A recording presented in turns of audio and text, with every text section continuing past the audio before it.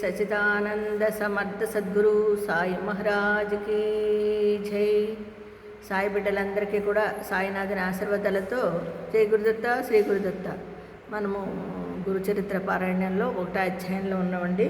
నిన్న కథారంభం గురించి, అందులోని ఆయన శ్రీ గురుడు ఏ విధంగా ప్రాధాయపడుతున్నాడో మరి అది తెలుసుకున్నాము. అదే విధంగా ఆయన చూడండి, నిష్ఠ ఓర్మిలతో కూడిన నిరంతర సేవ వలన మాత్రమే భక్తుని హృదయం శుద్ధమై ఎప్పుడూ అన్ని జీవులపై వర్షిస్తుండే గురుకృప అనుభవమవుతుందని సాయిబాబా, రమణ మహర్షి, అక్కల్కోట్ స్వామి వంటి మహనీయులందరూ చెప్పారు.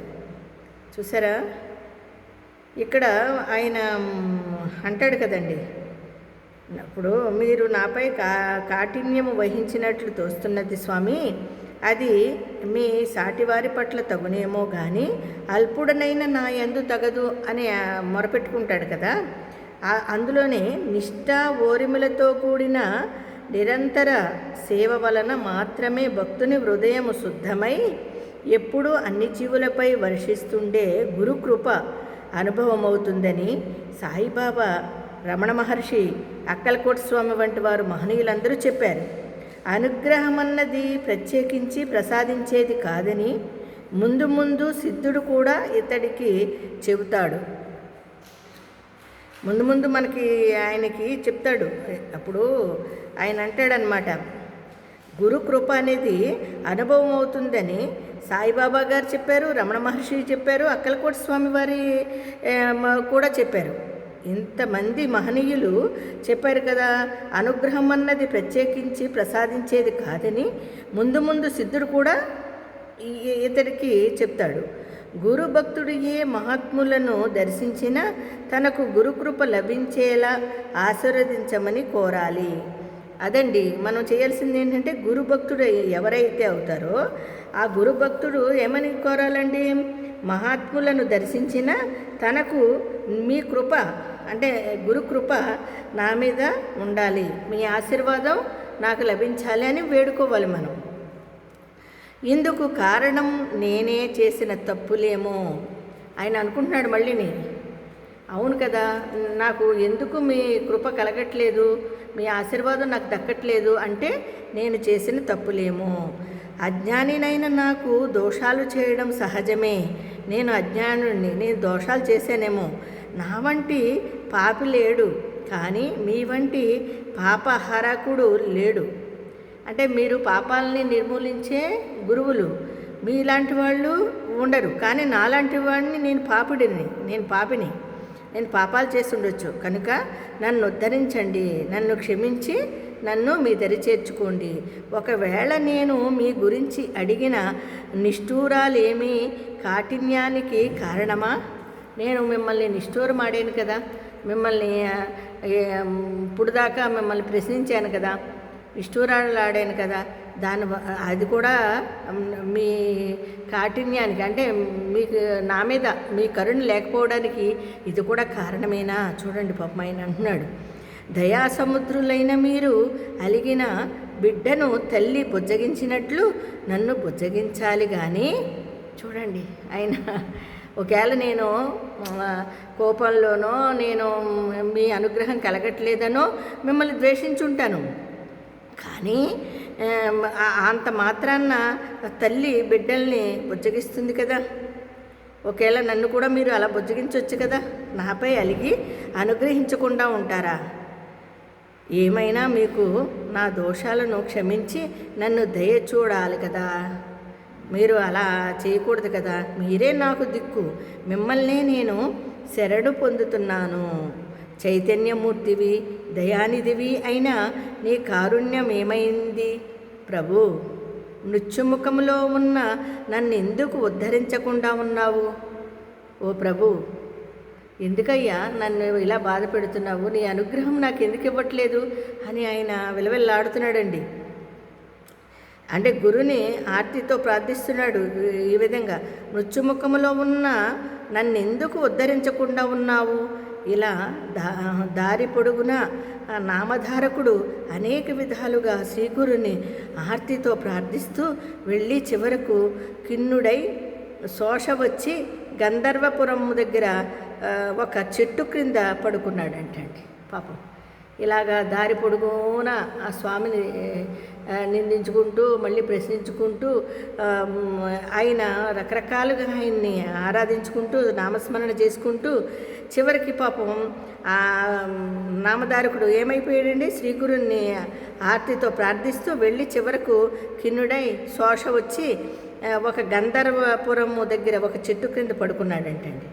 అతనికి నిద్ర తూగినప్పుడు కలలో కూడా అతడు శ్రీగురుణ్ణే స్మరిస్తున్నాడంట. తూగుతాడండి, నిద్ర వచ్చేసింది ఆయనకి. చెట్టు కింద పడుకున్నాడు పాపం, అలసిపోయి స్వామిని వేడుకుని అలసిపోయాడండి. ఆయన సొమ్మసిల్లి పడిపోయినట్టుగా నిద్రపోయాడు. అయితే ఆయనకి ఆ కలలో నిద్రలో కూడా ఆ చెట్టు కింద పడుకున్నాడు కదా, అతనికి నిద్ర తూగుతుండగానే కలలో కూడా అతడు శ్రీగురుణ్ణి స్మరిస్తున్నాడు.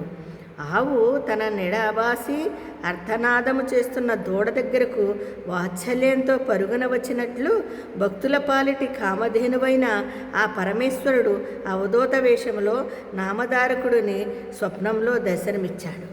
అమ్మయ్య, మొత్తానికి ఎలా అయితేనండి స్వామికి నామధారకుడికి స్వామి పరమేశ్వరుడు వచ్చి ఆయనకి స్వప్నంలో దర్శనమిచ్చాడు. ఆయన జడలు విభూది పులి చర్మము ధరించి ఉన్నాడట. ఈశ్వరుడు వచ్చాడండి. దత్తాత్రేయ స్వరూపంలో ఈశ్వర సంభూతుడు కూడా ఉంటాడు కదా. ఆయన వచ్చి చూడండి, ఆయన జడలు పెద్దగా ఉన్నాయంట, విభూది పులి చర్మము ధరించి ఉన్నాడంట. నామధారకుడు కలలోనే స్వామికి సాష్టాంగ నమస్కారాలు చేసి చూడండి చేసి తన పొడవైన జుట్టుతో వారి పాదాలు తుడిచి ఆయన పాదాలని తుడిచి వాటితో అభిషేకించి గంధములు అలంకరించి పూజించాడంట. ఆ స్వామిని స్వప్నంలోనే ఆ స్వామిని శుభ్రం చేసి చక్కగా అభిషేకించి ఆయన్ని గంధము కూడా పూసి అన్ని రకాలుగా అలంకారం చేసి ఆ దర్శనంతో అతని హృదయము శాంతించిందంటండి. ఆ స్వామి దర్శనంతో నామధారకుడు కలలో స్వామిని సాష్టాంగ నమస్కారాలు చేసి తన పొడవైన జుట్టుతో వారి పాదాలు తుడిచి వాటితో అభిషేకించి గంధమలంకరించి పూజించాడట.